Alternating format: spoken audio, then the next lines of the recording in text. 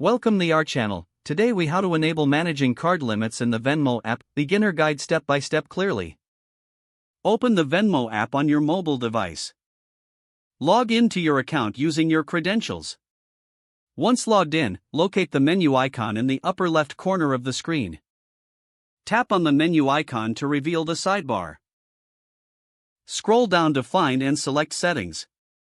In the Settings menu, look for the option labeled Privacy. Tap on Privacy to access your privacy settings. Next, find the section titled Payments. Within the Payments section, look for Manage Card Limits. Tap on Manage Card Limits to proceed. You may be prompted to verify your identity for security purposes. Follow the on-screen instructions to confirm your identity. Once verified, you will see your current card limits. To change a limit, tap on the limit you wish to adjust. Enter the new limit you prefer. Review your changes and confirm the new card limit. After confirmation, your card limit will be updated. You can return to the main menu by tapping the back arrow. Review your changes to ensure everything is correct. Your new card limits are now enabled and effective. If the page does not load, refresh the browser or try again in a private or incognito window. Make sure you are using the correct email address, then retype it carefully to avoid small typos. If your password is not accepted, use the reset option and create a new strong password you can remember.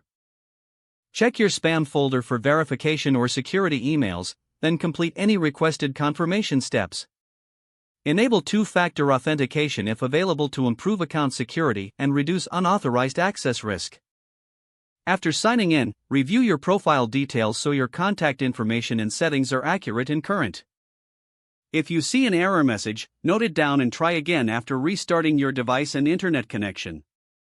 Log out when you finish, especially on shared devices, to keep your account and payment information secure. If the page does not load, refresh the browser or try again in a private or incognito window. Make sure you are using the correct email address, then retype it carefully to avoid small typos. If your password is not accepted, use the reset option and create a new strong password you can remember. Check your spam folder for verification or security emails, then complete any requested confirmation steps. Don't forget to like this video and subscribe to our channel for more step-by-step tech guides.